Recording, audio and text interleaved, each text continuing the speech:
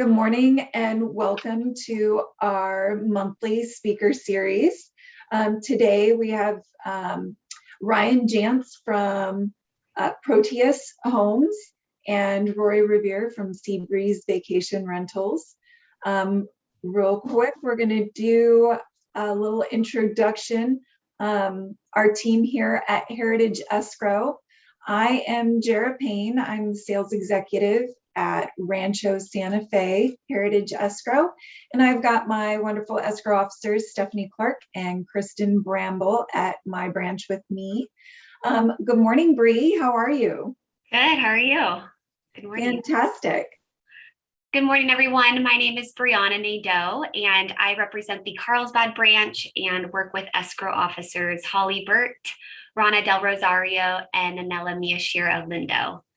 And we have our newest sales executive, Jen Cutcomp. Good morning, Jen. Good morning. I'm Jen Cutcomp, and I represent Alicia in our Escondido branch and Donna and Debbie in our Balboa branch. Fantastic. We're so happy to have you as part of our team now. If you guys are down in the Balboa area, make sure that you reach out and say hi and introduce yourself to Jen. She's fantastic. So today, obviously, our guest speakers, we will get to Rory in a little bit with SeaBreeze Vacation Rentals. We have Ryan Jantz. He's a co-owner of Proteus Homes with us today. And Ryan started doing fixers on his own properties, and that sparked his passion. So he got his general contractor's license in 2006 and started his own custom homes, and he's completed hundreds of projects since then. And right now he's doing custom ADUs, so we're very excited to have him with us today. Good morning, Ryan. How's it going? Fantastic. So yeah, so we been building a lot of ADUs, very popular right now. So I'm going to go ahead and pull up your screen share here. And we can get rolling. A little quick housekeeping. We will be recording this. So if there's anything that you want to review, we will be able to send that recording. Just reach out to your local sales rep for that. And then we will be taking questions throughout. So just type your questions in the chat box, and we'll go ahead and have Ryan and Rory answer those for you guys. All right. Cool. Yeah, so we build quite a few ADUs. We're doing 2 a month on average right now, and we just sold 4 last month, so they're increasing, very popular. And I know Rory's going to talk about some of the income opportunities for ADUs, but we do get a lot of our clients that want generational living, so grandma moving in or one of the children coming back. We do have a lot of them that want them for rental income, or they're going to move in and rent the main house. There's lots of different reasons why people are doing ADUs, and the recent legislation has made it very easy for pretty much anyone to get an ADU, as long as you have space in your backyard. And even HOAs can't prevent you from having an ADU. So they're pretty much allowed almost everywhere. So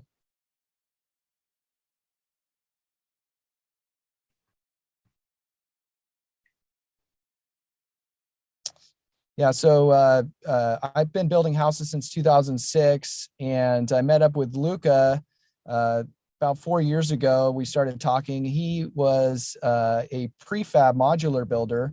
I'm a more traditional custom home builder. And we started talking about the popularity of ADUs and how we might be able to come up with a more efficient way to to build them. And so we developed a system where we do what we call panelized construction. So we build all the walls and the roofs and everything in a factory in Vista, and ship them out to the job site. And we have a video that'll kind of show the process, but in one day, we assemble the ADU, and then we spend about 2 to 3 months doing all the finishes. So drywall and cabinetry and all of that. And so in the end, it's just like any site built home, just done a little bit quicker. So.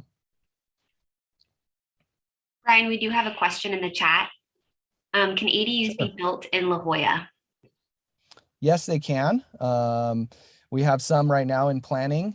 Depending on your area of La Jolla, you might be in the coastal zone, and then you have to go through, coastal approval, just like any other addition or project. But they can be built in La Jolla, and as long as you have the space in the backyard, and you can go through the process. If you're in the coastal zone, if you're outside the coastal zone, it's very straightforward. It's still City of San Diego.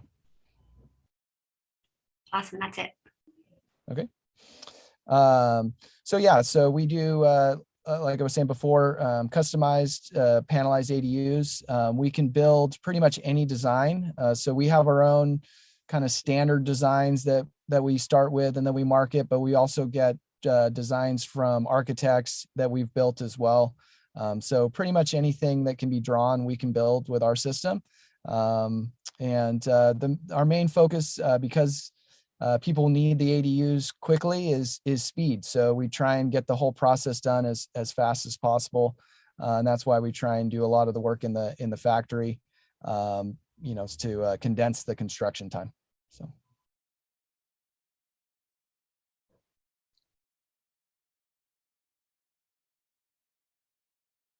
Oh, there's the video. We'll see if it plays. Huh?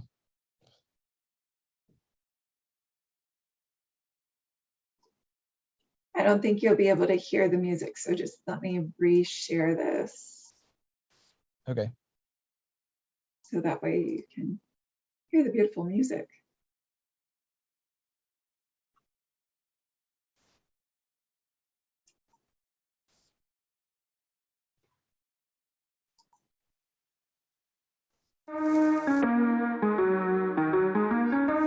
How's it going? I'm Ryan Jantz with Proteus Homes. We're out here in Encinitas, California, putting in an ADU for a client.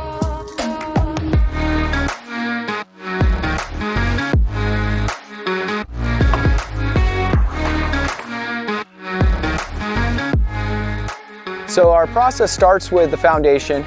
We bring in the wall panels, which are built in the factory, all to spec per CAD drawings.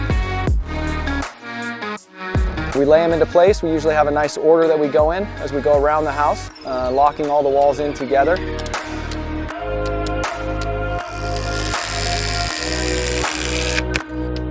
Then from there, we build the beams for the roof panel. So we lay all the beams in place with their posts to support the roof system. And then we bring in the roof panels, and those all basically fall into place. It's kind of like playing with Legos. It's a lot of fun. When it's done well in the factory, it goes easy out here in the field.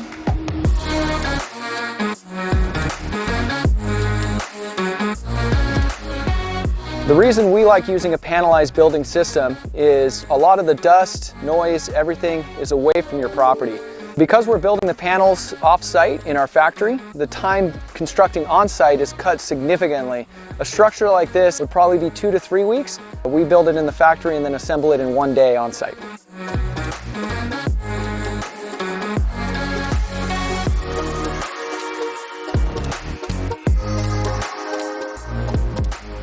I hope you enjoyed seeing our process. I think you can see that our building system provides a much better customer experience.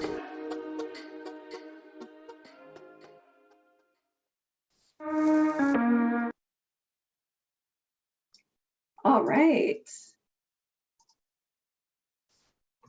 That was a great video, Ryan.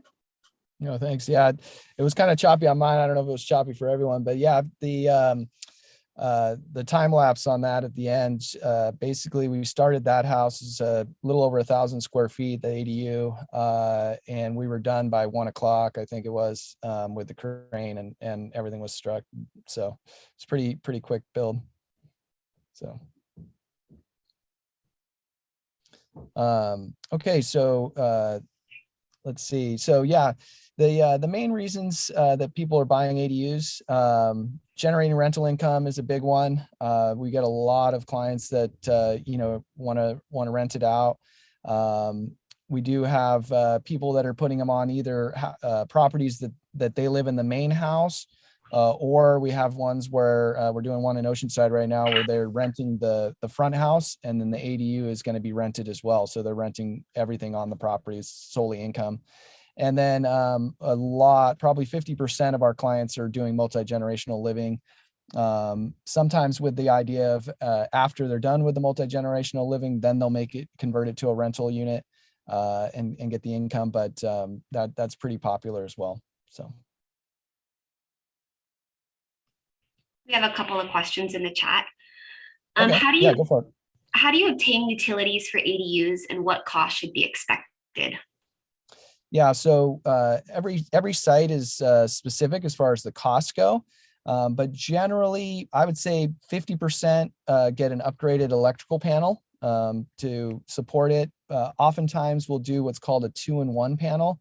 So the ADU will have its own electric bill, and the main house will have its own electric bill. That's pretty common. Gas is usually shared, and we just tie into the existing gas system. Sewer and water are also generally shared, but you could, if you wanted to spend the money to get a separate meter for the water, you could do that, but most people don't opt for that expense just because those costs are easy to just kind of partition. But electricity, generally, we split the utilities on that. And all of that in our process, it's all included, and we include it in our pricing after we do a site feasibility. We're able to give you an exact quote on, how far we have to run the utilities to the ADU. That'll determine the cost. Awesome, thank you. And for someone who came in to the webinar a little late, do you build units for commercial? We haven't yet. As long as it's a wood structure, we'd be able to do that. It wouldn't be a problem. But yeah, we wouldn't do like a concrete tilt up or anything, but if it's a wood structure, absolutely we could do it. Great, that's it for now. Thank you. Okay. So, like I said earlier, the reason we do our panelized construction is compared to modular, which, they ship out, you've probably seen the shipping container homes or the ones that come out, they're like almost like a mobile home where it's like shipped volume. We chose to do panelized so that we could build anything and match the style of the existing house, which we find to be very desirable for most people. And it allows us to get to almost every site. When you ship volume, like a big, one unit already assembled, you have to have a much larger crane to get it into the backyard because it's much heavier. And so it really limits the site. So that's why we went with our system, which allows us to be more customizable and more universal for the sites that we can do. But it gives us the benefits of building in a factory. So quality control and condensing the time on site. So that's why we do a panelized system.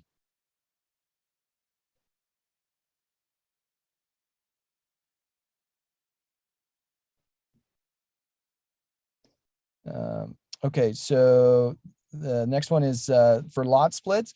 So recent law that came down just this year, earlier in the year, is SB 9. Most municipalities are still trying to grapple with what this means, but the basic idea is that the state has said every single person, if you qualify for their various qualifications, can split your lot. And it really, somewhat simplifies the process. Now, there's a lot of rules that they've put on it. So, you have to maintain at least 75% of the existing house. So you can't demo a house to split the lot. You have to keep, each lot has to have 40% of the square footage. So you can't just parcel off a small corner of your lot. You have to, almost split it in half. You have to live in the property for at least 3 years as your primary residence, owner occupied. So there's various restrictions, but we do have some clients that are having us explore doing lot splits and building a second home instead of an ADU. So if you do the lot split, then obviously the two homes could be sold separately. It's different than ADU. ADU is basically still one parcel, one APN number, versus the lot split would actually be a legal lot split where the two could be sold separately. It makes sense when you want to go bigger on the second structure. So ADUs are mostly limited to about 1,200 square feet in most municipalities. Some limit them to a little bit smaller, but most go to 1,200 square feet. So if you wanted to have two larger structures, the SB9 lot split would be an ideal thing. Or if you wanted to sell off separately one of the structures, the lot split would be something to consider as well. So We got a couple of questions. okay, yeah, go for it. Have custom post and beam plans. Do you have the drafting / engineering resources to turn those plans into a panelized design? Absolutely. Yeah, we're looking at one right now that has a custom steel bent beam for part of it, and we're going to build that one. So yeah, we can take pretty much any design. It is beneficial to take advantage of the efficiencies in our system from a cost standpoint, to have us engineer it. So if we can get in before it's engineered, but we've taken fully permitted sets of plans and built them after they've been engineered. So we can definitely do that for sure. Thanks. Okay, so the Cal Grants program is it is a little bit of a challenge for the lenders, but it is out there, and we do have some people that are doing it. Basically, the state, if you meet certain income requirements, I think in San Diego, I want to say it's like 100,000 for an individual, 200,000 for a couple. If you're below that threshold, there's a program where you get essentially free money for your soft costs. So engineering, permitting, drawings, plans, everything except for the hard construction, up to $40,000 can be covered by this grant. So, obviously you'd have to reach out to a lender to, find out if you qualify and get all of the details, and they'll help you through the process. But there is, the state is throwing money at ADUs, trying to get more and more people to build them. So that's what the Cal HEFA grant is all about. Any questions on the Cal HEFA grant?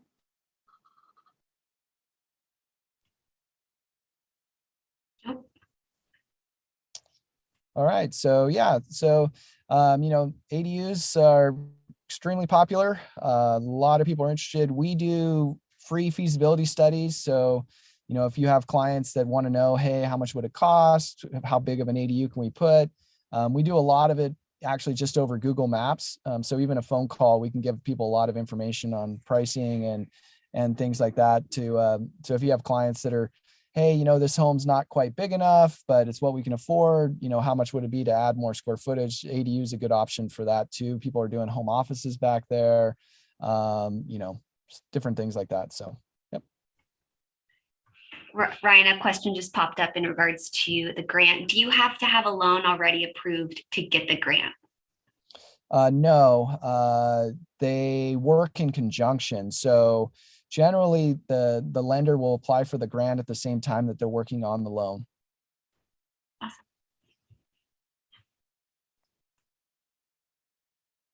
All right, well, we will have more questions for Ryan after, but we're gonna go ahead and go into vacation rentals and rentals. And we have Rory Revier with SeaBreeze Vacation Rentals. He's the director of North County, and he is a rock star in all things rental management. So they do single family residence to multiple family acquisition, leasing, maintenance, finance, and negotiations. I've known Rory for years now, and all of the clients that have worked with him or even asked him for anything say that he is just absolutely phenomenal. So SeaBreeze Vacation Rentals, for those of you that don't know, they are they concentrate on maximizing cash flow of their assets, maintaining portfolios and luxury levels, and giving customers a 5-star stay. So good morning, Rory. Good morning. Thanks for having me this morning. Like Jared explained, for those that you don't know me, I run our North County office, and we are SeaBreeze Vacation Rentals, and we don't do brain surgery here, but the biggest thing that we do is we manage these vacation rental assets. We don't do long-term property management. We don't do acquisition, but we're here to basically this incredibly growing market that hasn't stopped for us. We've been doing this a long time, and we really focus on those three things, right? We want to maximize the cash flow out of the asset because that's a good fit for us, right? We're here to be a business, and we're going to make sure that asset is maintained in that luxury level. So as you guys can imagine, it's a day in, day out, 24/7 job for us. And we have to be the eyes and ears for those owners that are in state, out of country.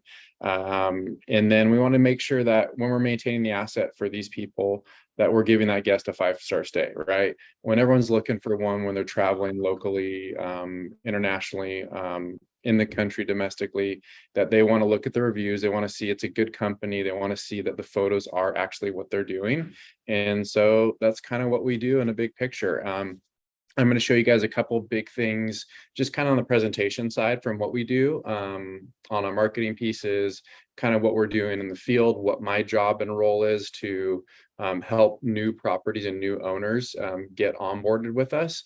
And then it kind of goes into our operational side. And over the years, we don't lose management based upon our operations. It really is those life changes and those life events. And I'll kind of touch on that today a little bit later. So that's kind of my short and sweet of where we are, and excited to be here. So let me do a quick little screen share for you guys. I'm on. And I'll just kind of go over like just the marketing side, what we're doing in the field, and then a little bit, I'll touch on rules and answer any questions. Can you see that, Jara?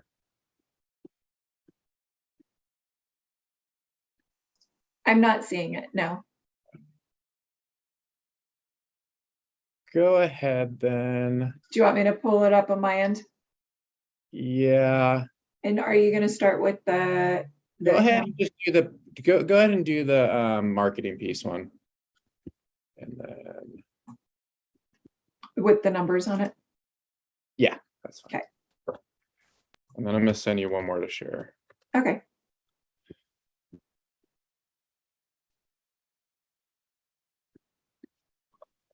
Let's see here. Bree, does that look good on your end? Yeah. Okay. That's fine. And you'll kind of see this was, if you guys had a chance to look at this listing, Walter Cunningham, I believe, was the architect for this one that the Howards had as a listing, and see this crazy property, most unique thing I've ever seen. Like I'm a fan of architecture, and so I got to walk through this with the agents and kind of go, hey, this is like a 6,000 square foot home. Really, really unique on the bluff in Encinitas, and we have some comp units. And you kind of see that obviously this one I projected that was going to do 450,000 gross a year annually. And it's just kind of a one-of-a-kind property. It's worth about $25 million. Pretty rare for us in the North County for that kind of figure. And we operate on an annual basis. And you kind of can see what I'll show the real estate agents, brokers, owners.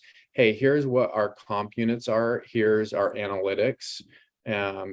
Here's what we do on a room per night basis throughout the seasons. And that's where I kind of ended up on the low level. And then we kind of get to the real basic level, as you guys can kind of see in the summary, right? Gross 450, our management fees 25%, and that owner ends up with about, I think it's like 338 grand a year. Obviously a really, really monster property that are really, really unique. And we manage anything from smaller units, right, from condos up to obviously some luxury one-off properties like this one as well. And as you guys can imagine, the majority of our guests that come to stay with us are within a 6 to 8 hour drive market. That is the majority of our guests. And it's, as you can imagine, families visiting the coast for anywhere from 4 nights to a week. And right now, for as you guys can imagine, July is our Super Bowl, right? Big weekly rentals during this time. And we have that other mix is those 6 to 8 hour drive market families visiting the coast throughout the year are Arizona, Phoenix, Vegas, Nevada, St. George, Salt Lake, Utah, Central California, LA. That's the majority of the bulk of our guests coming to stay. But then we do have that other portion that's domestic, that's out of state, that's out of country. And we just want to make sure we're giving the guests that best stay as possible, answer our phones, handling light maintenance. And if it's above us and we need to get the contractor involved, we need to get the plumber or the electrician involved, we're communicating that and working with all our vendors in the areas around. That's kind of just a big picture of what we're doing. And I'm just gonna probably, you can pull up that little marketing piece real quick, Jara, for me, if you don't mind. And we can kind of just thumb through it. Obviously, we just kind of send this out to owners and you can kind of scroll through a little bit slowly is fine. Like, hey, here's some amazing properties, pool jacuzzis. And we're here to make memories for these families that they can hopefully come back year after year to these properties and know that they're going to have a good stay. It's going to be what we're showing and marketing to them because it's sight unseen. Maybe they've never been to Carlsbad, or they've never been to La Jolla or Cardiff. And this is what we'll send to owners as well. And it kind of just runs through the operational side, the revenue side, the owner interaction side. And we want to continue to maintain those assets in the luxury level. And it's kind of a long piece. And this even goes to the details of, hey, we want everything to be in this property for the kitchenwares we're looking at, right? Beach chairs, umbrellas, appliances, and we're always maintaining those. And we have a checklist for everything because we want to make sure when that guest shows up, they're not missing any necessary items. And we want to get those little starter kits for the shampoos and the toilet paper and the paper towels and all those things to these guests. And we pay for that on our side.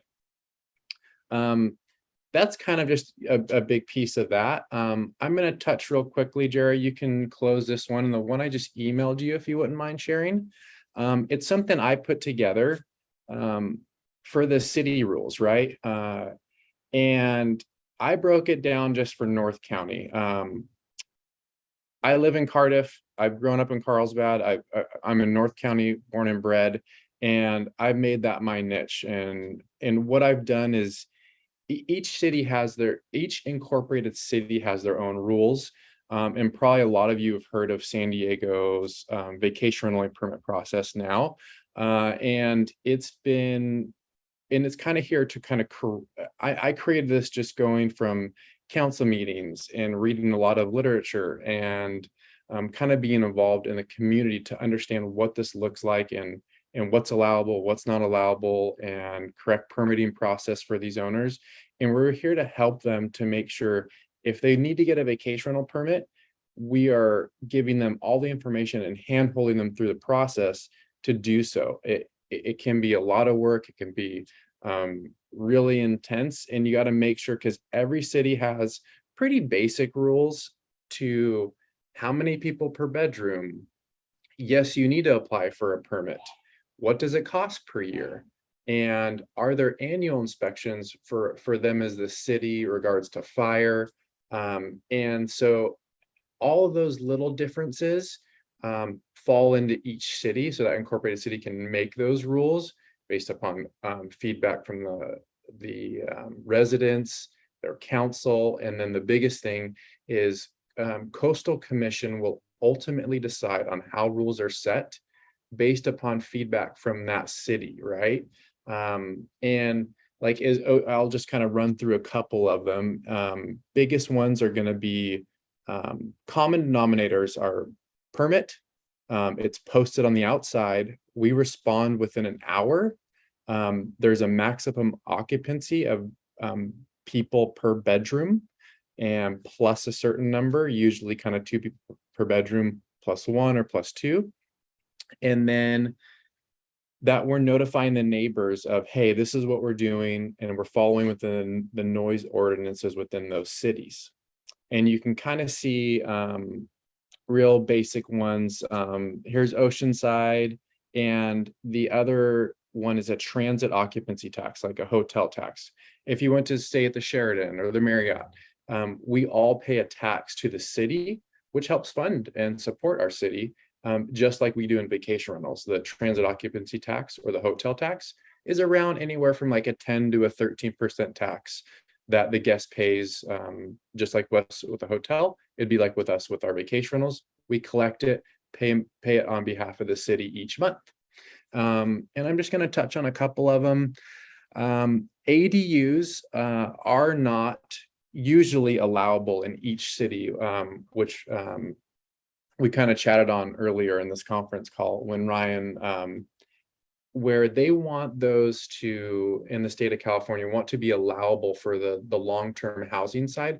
So those in every city are a 30-day and over requirement, right? But we're still able to do the house portion of it, right? They just don't want us to do those and allow those for long-term housing. And it's kind of the biggest one. Let's see what else I can touch on real quickly.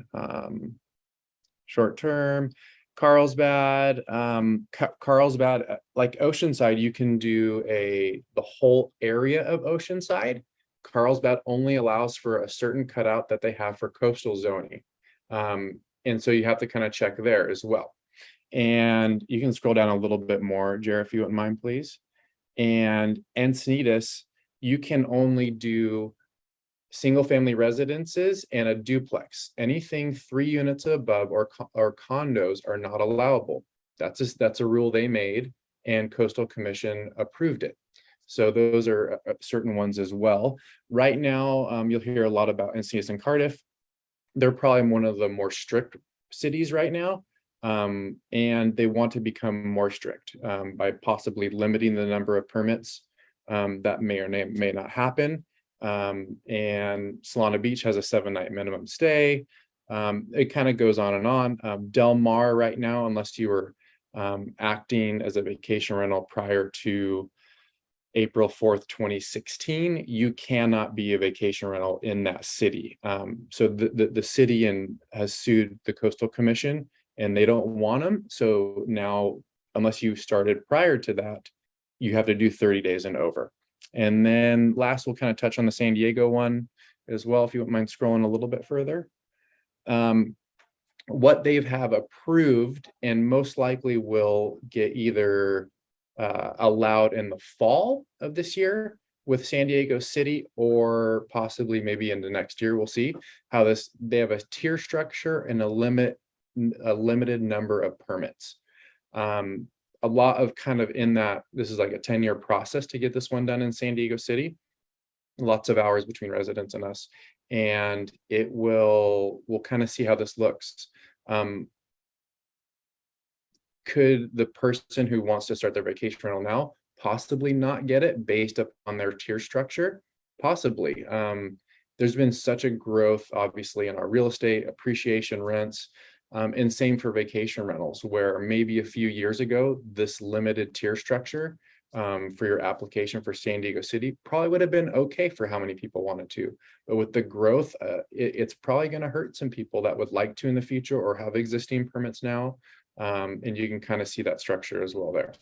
But that was kind of my biggest portion I wanted to touch on. I can get more into details of those rules, restrictions per city, but I just wanted to give a quick overview. And I can answer any questions too, so. And I also wanted to, I don't think you touched on it, Ryan. You guys have a calculator on your website for if somebody is looking to get information on income producing for specific areas for the ADUs as well, correct, Ryan? Yeah, the calculator is for long-term rental, not for short-term rentals. And it basically just looks at the median rent for that number of bedrooms in the zip code. And then it, kind of calculates it and compares it to what the mortgage would be on an ADU. So yeah, it's a simple calculator. It helps you show whether, you'll be a cash flow positive or where you're at from a cash flow standpoint based on the current median rents. Great, that's awesome. So if somebody's looking to see if they want to do that and use it as an income producing or to help supplement, that would be fantastic. Bree, were there any questions for Rory? There were two. You did answer one. Does the county portion of San Diego require a permit? Yes. Yes. So every city requires a permit. And I always kind of prep it with, hey, based upon the look and the exterior and the requirements that are allowed with that city, you should be able to get a permit, right? We're never guaranteed anything, right? So that's always kind of my first question or my first answer to them regarding the permit side. And we always want to reach out to the city, talk to them ahead of time, of course. And then I think that Bree was the second question, the able to tell if you can rent in these cities, La Jolla, Yes. Carlsbad. Okay. Yes. La Jolla, yes, of course. Carlsbad, you can actually look into, and Encinitas, Carlsbad and Encinitas have a zoning map that you can actually plug the APN or the address and look up that property. And as long as it looks good to them, it'll say yes. And then Carlsbad, Encinitas, and then Carlsbad would say, your first level would be, is it in the coastal zone? If it's in the coastal zone, you can, and including the Omni Resort, you can actually vacation rent in there. So yeah, it's kind of each city has their own little nuances, but yes, and we can check and we can handhold through that process. But again, we can never guarantee anything. Got it. And going back to the first one, to clarify, county, not city. Does the county portion of San Diego require a permit? The county of San Diego, not that I know of. Not that I know of. City, yes. Yeah. So then we're up to date with the questions. All right. If anybody else has any more questions, real quick, throw them in the chat before we wrap up. Ryan, was there anything else that came up that you wanted to add? Yeah, I think Rory touched on it, but there are certain cities that don't allow ADUs to be vacation rentals. We've experienced them having you sign a notarized affidavit that you're not going to use it as a vacation rental. So they are taking that pretty serious. So you'll definitely want to, if your thought is to do an ADU for vacation rental use, you'll want to make sure that that's not a limitation on you. Yeah, other than that, there are a lot of good uses for the ADUs. So, and I think Rory and I, to clarify, if the owner moves into the ADU and vacation rents the front unit, your experience is that that's okay? Yes, that is okay. Again, it's kind of those one-offs for us as a company, right? It's kind of like we won't love it, but right, if a guest shows up and like, oh, who are these people in the backyard that live in this house, right?